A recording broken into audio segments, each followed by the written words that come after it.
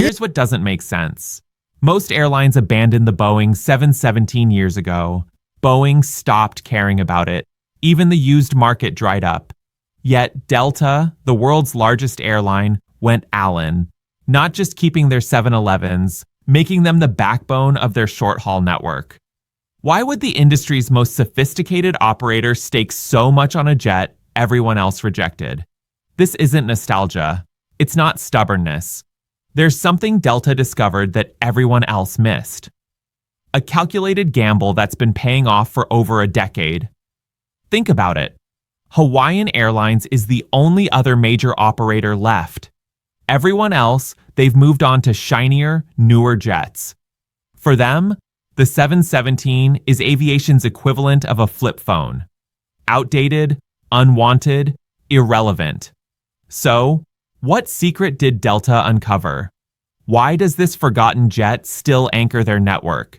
And how much longer can this contrarian strategy actually work? Today, we're uncovering Delta's unlikely obsession with the Boeing 717 and why this orphan jet became either the smartest fleet decision in modern aviation or a ticking time bomb waiting to explode. To understand the 717's strange existence, we need to trace its twisted family tree. It starts in the 1960s with the Douglas DC-9, a revolutionary short-haul workhorse. That design evolved into the McDonnell Douglas MD-80, then MD-90, and finally MD-95. Each generation refined the formula. Tail configuration, rear-mounted engines built for efficiency on short routes. This lineage represents the longest continuous jetliner family in history. Over 60 years from the first DC-9 to the final 717, with the exception of the Boeing 737. No other aircraft design has matched that staying power. Then things got weird. The MD-95 was McDonnell Douglas's baby, their vision for the next generation 100-seater. But in 1997, Boeing acquired McDonnell Douglas. Suddenly, Boeing owned a jet they never designed, competing against planes they actually wanted to sell. What would you do? Boeing slapped their name on it, called it a 717, and hoped for the best. They had bigger priorities. The 737 Next Generation program that would dominate narrow-body sales for decades. The market response? It was brutal. Only 156 Boeing 717s were ever built. That's not just low. It's the shortest production run of any Boeing-branded jetliner still flying today. Boeing essentially orphaned their own product, focusing resources on the 737NG, while the 717 limped towards cancellation. Here's the thing about seeing a Delta 717 at the gate. You're looking at a survivor, a jet born from corporate mergers and missed opportunities, aviation's ultimate outlier. While every other airline flies cookie-cutter A320s and 737s, the 717 stands alone. A reminder that sometimes the oddball becomes the hero. By 1999, when the 717 entered service, the airline industry had already moved on. Regional jets like the CRJ and Embraer were revolutionizing short routes, offering flexibility and economics the 717 couldn't match. Meanwhile, airlines wanting growth bought 737s and A327s, jets that could fly anything from 45-minute hops to 5-hour transcontinentals. The 717 stuck in no man's land, too big to compete with nimble 50-seaters, too small to match the versatility of mainline narrow bodies. It was the aircraft equivalent of a specialized tool in a world demanding Swiss Army knives. Early operators, they tried to make it work. Airran flew them for years. Midwest Airlines gave it a shot. Qantas used them down under. But one by one, they all reached the same conclusion. Why fly a niche jet when you could standardize on something more flexible? Even Boeing seemed embarrassed by the 717. Production limped along until 2006 when they killed the program. After just 156 deliveries, all their energy went to the 737 Next Generation, a jet that could do everything the 717 could but better. The operator list kept shrinking, Southwest Airlines absorbed Aran and immediately dumped the 717s. Midwest vanished. Qantas moved on in 2024. Outside of Delta and Hawaiian, the 717 became aviation's orphan. Too modern to be classic, too old to be cutting edge. Have you noticed the pattern? The 717 failed because it solved the problem most airlines do not have. It was perfectly sized for routes that were disappearing, optimized for a market that no longer existed. American Airlines chose Embraer E-jets for their regional capacity. United Airlines bet on regional jets, including the CRJS. Both airlines could point to better trip economics and fleet commonality. For the airline industry, the verdict was unanimous. Let it die. By 2012, Delta faced an impossible puzzle. Their aging fleet, DC-9s, MD-88s, MD-90s, was literally falling apart. But the market for a 100-seat replacement at the time dead. Regional jets were too small. New A320 and 737s were overkill for hour-long flights. The perfect replacement simply didn't exist. Then, Southwest Airlines bought Aran. Suddenly, 88 Boeing 717s were homeless. Southwest's religion is simple. All 737 all the time. They wanted these odd ducks gone yesterday. While other airlines yawned, Delta saw an opportunity. They negotiated what industry insiders call one of the shrewdest deals in modern aviation. Long-term leases rumored at pennies on the dollar, freshest jets for a fraction of new prices. Everyone thought they'd lost their minds. Why buy someone else's rejects when you could order factory-fresh jets? Here's what outsiders missed. The 717 shared DNA with Delta's retiring MD-88s and MD-90s. Same type rating, similar systems, overlapping parts. Delta could swap old for new without retraining thousands of pilots or rebuilding maintenance programs. One seamless transition instead of an expensive overhaul. While competitors faced millions in simulator costs transitioning to E-jets, Delta's pilots needed minimal differences training. Think about the audacity. While competitors ordered shiny new jets with 20-year payment plans or expensive long-term leases, Delta grabbed proven workhorses at bargain prices. They solved their capacity crisis, modernized their fleet, and did it with aircraft the industry had already written off. It wasn't sexy. It wasn't headline-grabbing, but it was brilliant. Delta's contrarian move turned the 717 from problem child to problem solver. And they were about to prove Boeing wrong using Boeing's own orphan jet. So why did Delta succeed where everyone else failed? 3 words: perfect mission fit. The 717's 110 seats hit the sweet spot for Delta's bread and butter routes.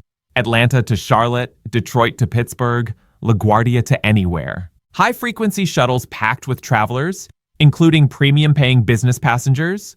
Too many seats and you're flying half empty. Too few and you're leaving money on the table. The 717's capacity was precisely calibrated for Delta's hub and spoke network. But the real genius was operational. Remember those retiring MD-88s? Their pilots could jump into a 717 with minimal training. Same type rating, familiar cockpit, muscle memory intact, no million-dollar simulator sessions, just a quick differences course, and back to flying. Delta Tech Ops, their in-house maintenance army, sealed the deal. Other airlines fretted about orphaned engines and scarce parts. Delta, they already had the infrastructure, expertise, and inventory from decades of MD-80 operations. This is where Delta's vertical integration became a weapon. While competitors relied on third-party maintenance, Delta's Tech Ops division, they'd been supporting MD variants since the 1970s. They knew every system, every quirk, every part supplier. Listen to the people who actually fly and fix these jets. A Delta captain told me, going from the MD-88 to the 717 was like trading your beat-up pickup for the same truck with leather seats and better gas mileage. A Tech Ops mechanic? Everyone said parts would be impossible. We just smiled. We've been sourcing MD parts since the Reagan administration. A network planner? Show me another jet that turns a profit on a 300-mile flight with 90 passengers. I'll wait. The cabin design offered unexpected advantages. That distinctive 2 to 3 seating meant fewer middle seats. Passengers loved it. The rear-mounted engines kept the forward cabin quieter than traditional configurations, though those sitting in back dealt with more engine noise, small trade-offs that frequent flyers understood. Trip costs told the story. While an Embraer E175 might burn less fuel per hour, the 717's higher capacity often delivered better seat-mile economics on dense routes. Delta squeezed value from every flight. This is why Delta dominates. Not just because they buy the newest toys, but because they squeeze maximum value from every asset. The 717, it wasn't built to be special. Delta made it special by understanding exactly what it could do and doing it better than anyone else. If the 717 works so well for Delta, why isn't everyone copying their playbook? Simple. It only works if you're Delta. Hawaiian Airlines gets it. They fly their 711s between islands where stage lengths are measured in minutes, not hours. 20-minute hops between Honolulu and Maui. Quick turns, high frequency, captive market. For them, the 717 is perfect. Everywhere else, it's a square peg in round holes. Most airlines need flexibility. Jets that can fly short hops today and medium holes tomorrow.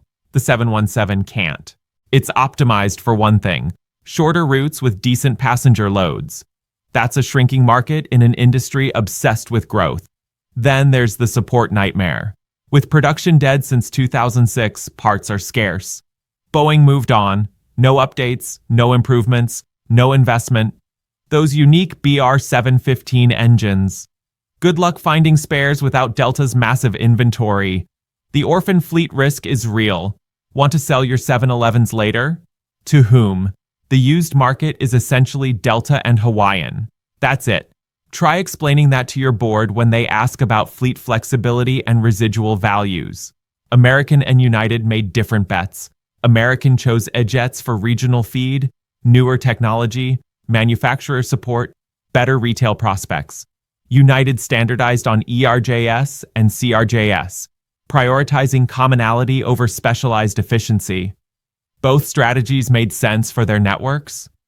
The reality nowadays, Delta dominates its hubs while Hawaiian connects the islands. Everywhere else, shiny A220 or ERJS taking over, offering better economics and manufacturer support. The harsh truth, the 717 is a relationship, not a one-night stand. It demands commitment, infrastructure, and very specific network needs. Delta had all three. Everyone else, they swiped left and never looked back. Boeing must have watched with mixed emotions as Delta proved the 717's viability. Using a jet Boeing had essentially abandoned for the 737NNG program, Delta outsmarted Boeing with Boeing's own product. Outside its tiny niche, the 717 has nowhere to go. No future, no hope, just Delta's unique ability to turn an orphan into an asset. The clock, it's ticking. Delta announced the 717's retirement by 2025, but that timeline is already slipping.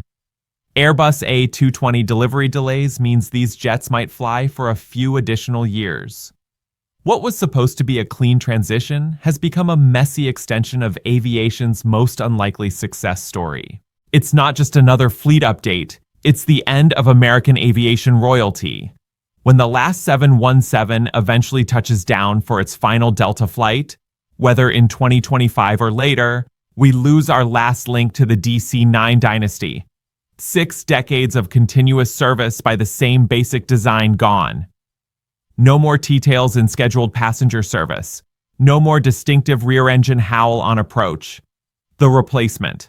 Delta has 67 Airbus A220-30,000s on order. The spiritual successor to the 717's mission. Modern, efficient, manufacturer-supported. Everything the 717 couldn't be in its twilight years. But delivery delays mean the 717's reprieve continues. You can already see them disappearing. Each month, more 711s make their final journey to the desert. Delta livery fading under southwestern sun, replaced by efficient, quiet, yet less romantic A220 and A321 Neos. Is that progress? Absolutely. These new jets burn less fuel, fly further, and offer a better passenger experience. They're better in every measurable way except one. They have no soul, no history, no connection to the golden age where jets wore their engine on their tails and every flight felt like an event. Hawaiian faces the same reality. Their 711s, they're approaching retirement too.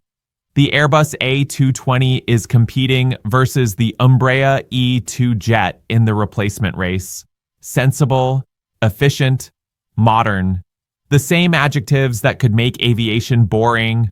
The orphan fleet bet paid off for Delta, but only because of timing. They got the jets cheap, squeezed a decade of value, and now they're moving on. Was it genius or just good luck? Maybe both. Think about this. Kids growing up today will never experience that distinctive DC-9 engine note, never see that unique profile taxiing past the terminal, never understand why some of us stop and stare whenever a 717 appears. We're not just retiring airplanes. We're closing the book on an entire philosophy of aircraft design, the last echo of an era when engineers solved problems differently, when form followed function in ways that created accidental beauty. The countdown has begun. Each flight, it could be your last chance to ride history. Here's what most passengers never realize. Every Delta 717 flight is a time machine. You're sitting in the last rear-engine jet in American scheduled service. The final evolution of a design philosophy that started when Kennedy was president. That's not just trivia, it's living history. At over 30,000 feet, pilots who've flown the whole MD family get emotional about it. It's the DC-9 perfected, one captain told me, his voice catching slightly. All the DNA that made it great with the rough edges smoothed out. Flight attendants love the 2-3 seating. No middle seat on the left side means happier passengers. The forward cabin stays quiet. Engines way back there can't disturb first class. Little things that matter on the 100th flight of the month. But the 717 faces real challenges. Recent incidents, nose gear failures, fuel leaks, wing crack inspections reminds us these are 20-plus-year-old jets. Delta's tech ops keeps them flying safely. But age is undefeated in aviation. The deeper truth, the 717 represents something we've lost in aviation. The willingness to be different, to solve specific problems with specific solutions, instead of one-size-fits-all flying. Delta didn't keep the 717 for nostalgia. This was a cold, calculated strategy. They saw value where others saw liability turned orphan jets into profit centers. Proved that sometimes the best solution isn't the newest, it's the one that fits. What fascinates me most? The 717 succeeded by failing. Its limited production run kept prices low. Its narrow mission focus made it perfect for Delta's network. Its shared DNA with older jets made the transition seamless. Every weakness became a strength if you were smart enough to see it. The question now, will Delta ever pull a similar contrarian move again? The A220 orders suggest they've moved towards conventional thinking, but then again, everyone said the 717 bet was crazy too. For aviation enthusiasts, every 717 sighting is bittersweet. We're watching history fly by knowing each glimpse could be the last. These jets carry more than passengers. They carry the dreams of Douglas engineers, the ambitions of McDonnell Douglas, and the early days of the Boeing and McDonnell Douglas merger. Most of all, they carry proof that in aviation, different can be beautiful. We started with a puzzle. Why does Delta love an airplane everyone else abandoned? Now, it wasn't love, it was strategy. The 717 solved specific problems at specific times for specific routes. Delta saw opportunity where others saw obsolescence. They turned aviation's orphan into their secret weapon. But that chapter is closing. When Delta retires its last 717, whether in 2025 or thereafter, we lose more than airplanes. We lose our flying connection to the DC-9 legacy, 60 years of tealed rear engine reliability. The end of an era that helped build modern aviation. The bigger question, what's Delta's next contrarian bet? As the A2020s arrive and the 717s fade, will they ever again buck industry consensus for hidden value? Or has the airline industry become too standardized for another orphan fleet success story? The 717 was never supposed to succeed. Too few built, wrong timing, awkward size. Yet, it found its niche, proved its worth, and outlasted jets that were supposed to replace it. When these planes disappear, so does a piece of aviation's soul. So here's my question. Have you flown on a Delta 717? Did you realize you were riding the last of its kind? Did you notice the wider seats, the quieter cabin, the different engine note? Share your 717 story below. Help us preserve these memories before they're gone forever.